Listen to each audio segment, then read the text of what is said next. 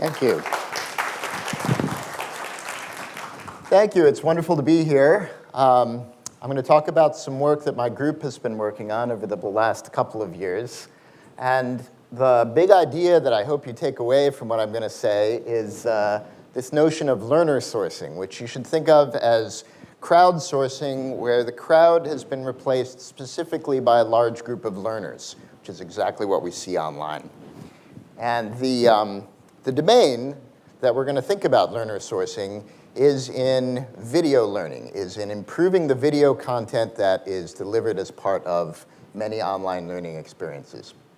So here's some examples. On the left, you see recorded video lectures like you might see in edX or Coursera. On the right, on the top, we've got Khan Academy, which was already mentioned this morning. And on the lower right, this is just a cooking video that somebody on the internet has uploaded to YouTube.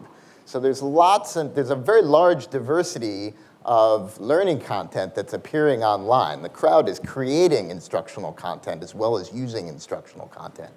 And we're thinking about this whole spectrum of information that's out there. So video has really made delivery of learning, delivery of instructional content scale. It's taken what used to be the one-on-one apprenticeship model and turned it into something that can be delivered in a MOOC to millions of people at the same time. The downside is that that's just because we're delivering it in a scalable way doesn't mean that people are actually learning in a scalable way. That traditional sort of direct interaction between a tutor and a student, or even between a lecturer and a group of students, has a lot of advantages. There's high engagement. Because I'm looking at you, you feel like you have to pay attention to me. I can also be aware of whether you're paying attention to me or not. I can look around the room and see how well I'm doing. And if you're falling asleep, I might become more animated. Or I might repeat what I said because you didn't hear it, right? So we get that feedback as an instructor, and we can adapt what we're doing. Even in a lecture hall scale, there's an adaptation that can happen. Well, that goes away when we go to video. We've now got this mediator, this video interface between the instructor and the student and the learner. And for the learner, it's a very passive and isolated experience. You're not surrounded by other people who are giving you cues about how you should react or about whether they understand or not. You're just by yourself. And it doesn't adapt to the learner, and it can be very difficult to navigate with these video interfaces because they were really designed for television and movies. The video UI, the UI that we use for watching online learning content, whether it's a lecture or Khan Academy or a cooking video, it's the same UI that was developed for watching DVDs, right? And that's not adapted for learning. So in fact, that's going to be the area that I'm going to focus on because my group does user interface design. So we're thinking about this thing in the middle here and how we can make it work better for both the student and for the instructor.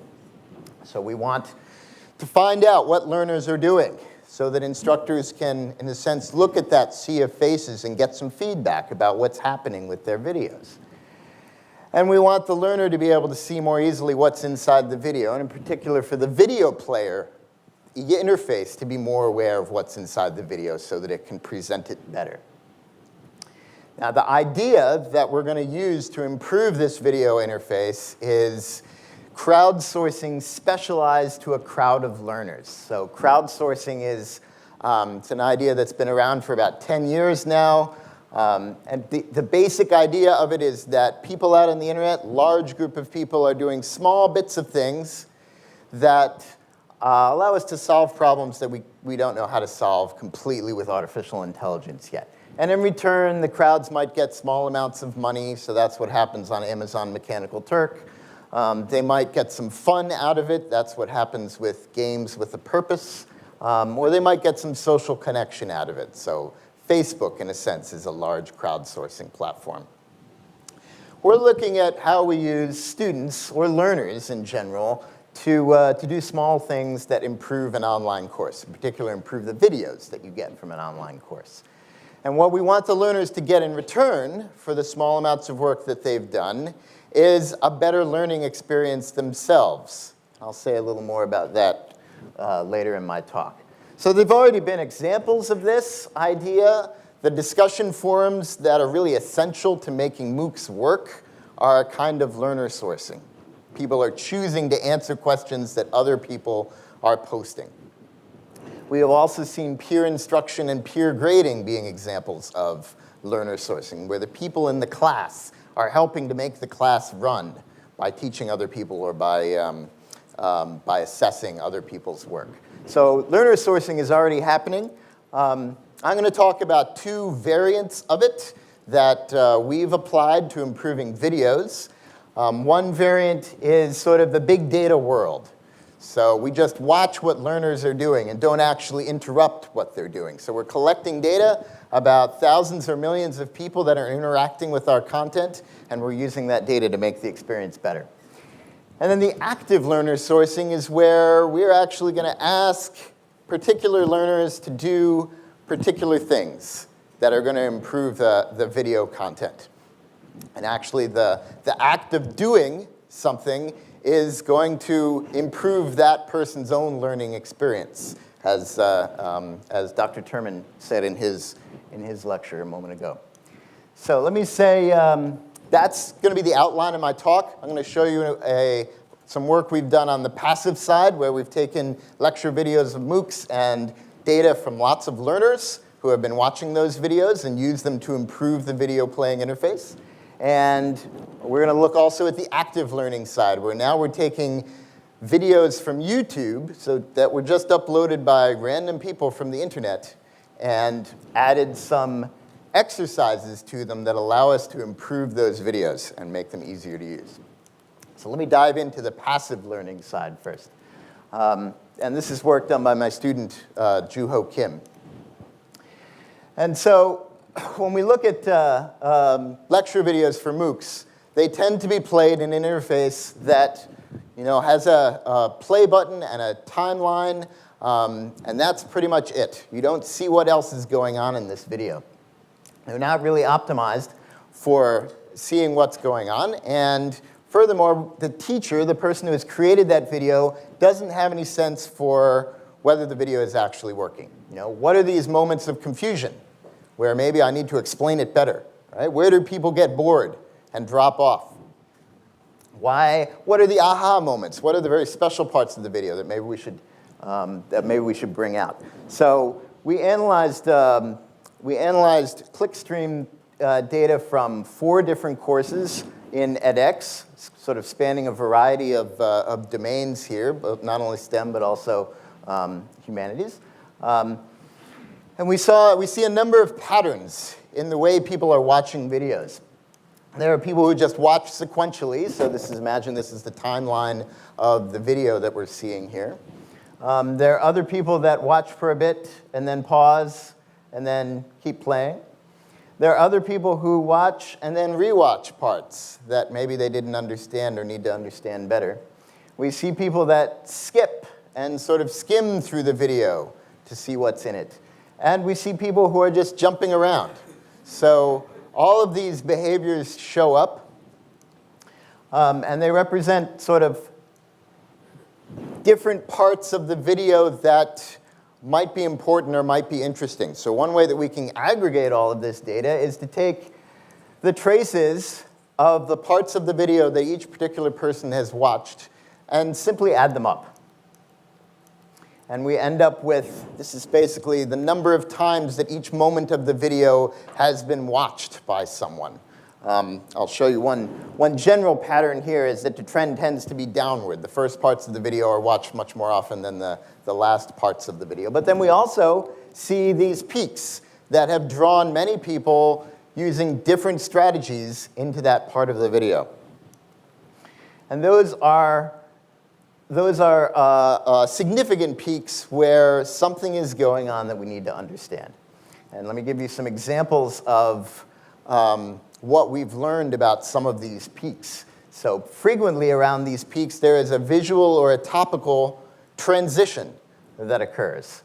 So one kind of transition is when the video has made a cut. So here it was showing a piece of a Python program that the instructor is describing. And then there is a cut to the instructor's head. And what we see after that cut is a lot of people backing up to be able to keep looking at that program that they hadn't quite understood yet or they need to refer back to in order to capture, right? So one way of thinking about this is that this is where the video editor has maybe made a mistake, or at least has done something that wasn't working for some of our learners, some of our students, in putting that cut in there so soon. Here's another example. So when there's a visual transition just before an interaction peak, that's often a sign that it's a start of new material in this video. And people are coming in here in order to start watching that segment of the video in order to get what was in there or relearn it. What we've done with this data is used it to drive some new user interface features in the video player, right? One way we could use this data is to feed it back to the instructors, and we have done that, but it's expensive to re-record or recut videos. So what we're trying instead is to change the user interface so that the video player will do a better job of making these interaction peaks useful to people. So this is the UI. This part is where the video is playing. There's also a transcript over here on the right, which edX and Coursera and many other MOOC platforms already have. There's a part right here that I will explain in a moment, and a part right here that I'll explain in a moment. So that part on the bottom, this actually shows the raw data of other users, other learners who have been watching this video. It's a profile that shows where the interaction peaks are in this video. So you can see which parts of the video other people found useful or interesting. This is actually derived from an old idea in user interfaces called readware or editware that's similar to finding the parts of a book that are heavily dog-eared or heavily bent because somebody has turned to that part of the book and read it very frequently. So a peak here is like seeing where are the other people in this class paying attention. Maybe I should pay attention to it too. We also use this data to pull out these visual highlights, which essentially capture the key slides, the key moments of that lecture. And we found that they actually correspond very well to where the peaks are.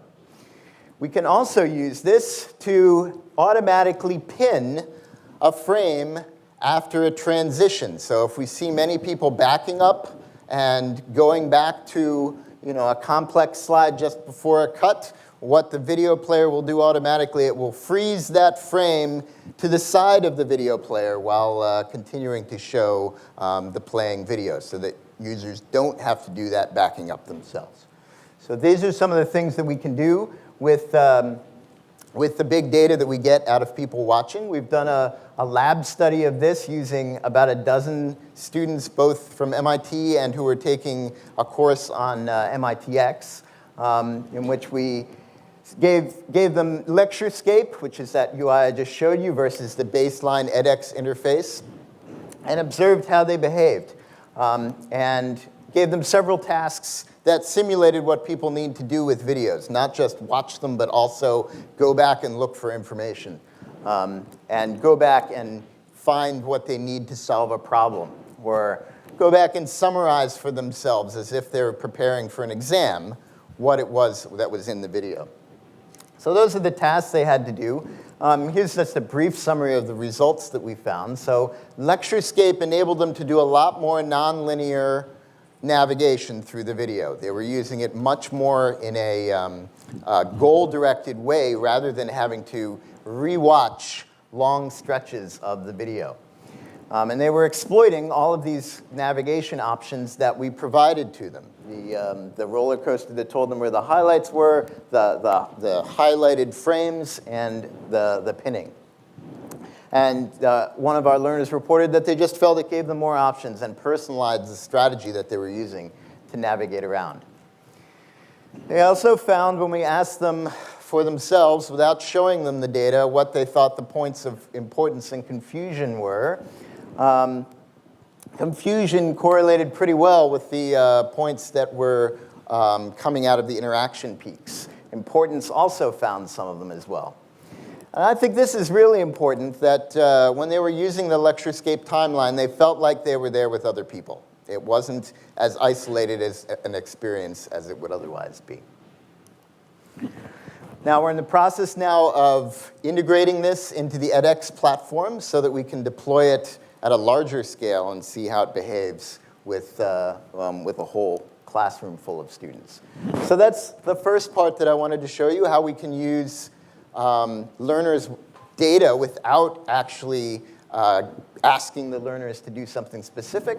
For active learner sourcing, we're going to give learners a specific task to do, a little bit of micro work. And the context in which this is going to happen is in how-to videos. So YouTube is full of millions of informally amateur-produced videos about how to do things, how to create effects in Photoshop, how to cook, how to do makeup, how to fix things around your house.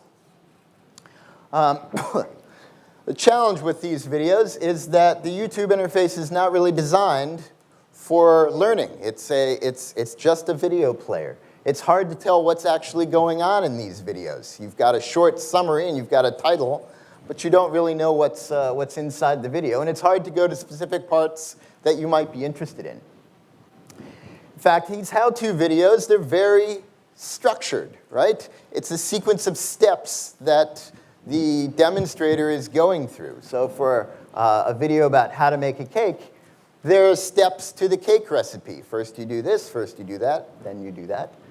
And even above that, there are sub-goals of the whole goal of making a cake. And in fact, there's previous work that has shown that people transfer their knowledge much better from one demonstration to another demonstration, to actually making a different cake yourself, if they're told what these sub-goals are, if they're given the higher level reasons for each of these individual groups of steps. That to make a cake, first thing you do is get all the dry ingredients and mix them together. And then the second thing you do is separately you combine the wet ingredients. That kind of sub-goal information is very powerful for learning and for transfer.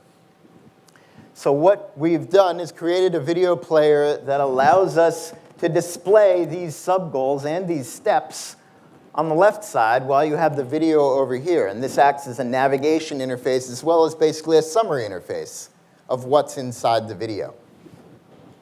Now the challenge, since we've got millions and millions of videos on YouTube that don't have any of this metadata, they don't have these steps and these sub-goals, where do we get those steps and sub-goals? How are we going to get them out of the videos? The way that we're going to do it is by having the people watching the videos give them to us. And so this is the learner sourcing idea here, that we're going to get the crowd of people that are doing the learning to do small amounts of work that will improve the video, that will give us this metadata.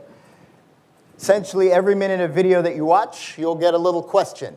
And that question will first be something like, give us the step or give us the sub-goal of the part of the video that you just watched. And it'll be a text box, and you'll type it in. And once we've collected some proposed steps and sub-goals from some learners, then the next learners to get to that point in the video will see those as a little multiple choice question here. Which of these sub-goals or steps proposed by a previous learner is the best description of what you just saw? Choose one.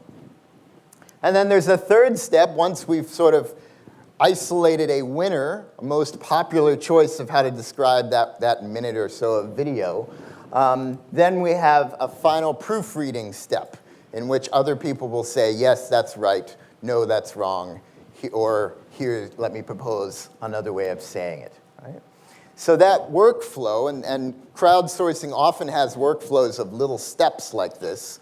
That workflow is now being done by the learners that are actually watching this video.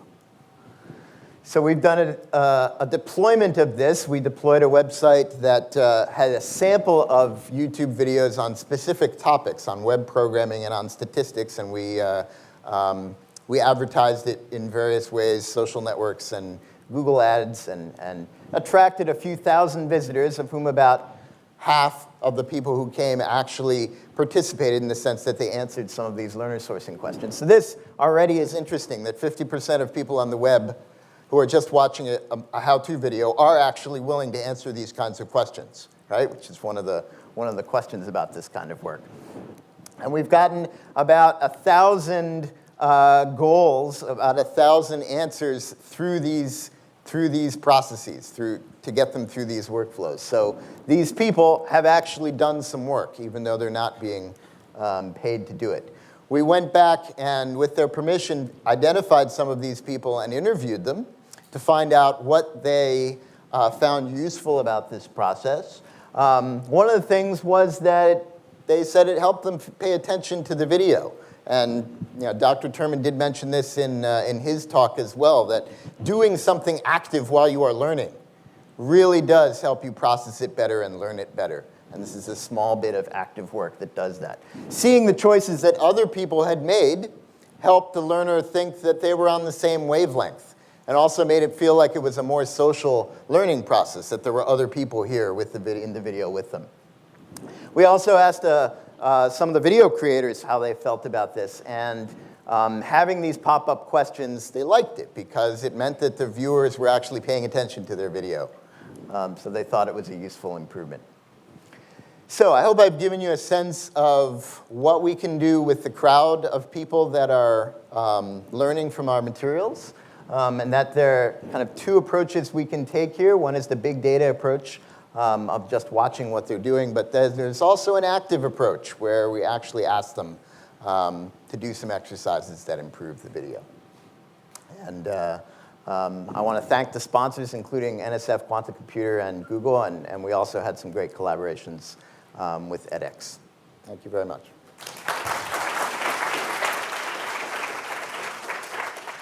Welcome back again after the coffee break. We will be starting the third section. The next section will be presented by Professor Ian King, Associate Dean of Education of Faculty of Engineering, CUHK. Professor King is Professor of the Department of Computer Science and Engineering. He is also the Director of Rich Media and Big Data Key Laboratory at the Shenzhen Research Institute. His research interests include machine learning, social computing, big data, data mining, and multimedia information processing. Recently, Professor King has been an evangelist in the use of education technologies in e-learning for the betterment of teaching and learning. The title of his talk is Big Education on KEEP, Knowledge and Education Exchange Platform. Professor King, please. Thank you.